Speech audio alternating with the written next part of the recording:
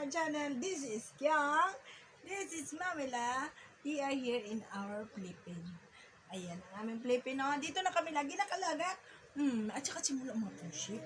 Simula nung nandito na tong Philippine na tong mga friendship. Ang laking tulong talaga mga friendship. Kaya maganda talaga ang may mga Philippine na may mga anak na ganito. Oh. Kasi dati, yung aming edad, diba, nakakama kami mga friendship. Pag aalis ako mga friendship, saglit lang siya, gigising na kaagad mga friendship. Kaya minsan nga, naligo ako mga friendship. Hubot-hubad ako nakatakbo mga friendship. Kasi malalaglag na siya mga friendship. Kasi tumataob to. Tsaka umiiyak talaga itong mga friendship. Yung ngayon mga friendship, parang mahimbing ang tulog na. Kasi siguro, malamig ang tulog ng mga friendship. Gawa lang. Tingnan mo naman mga friendship. Nakalapag na kasi sa simento ay sa tiles. Kaya malamig ang feeling ni Kian.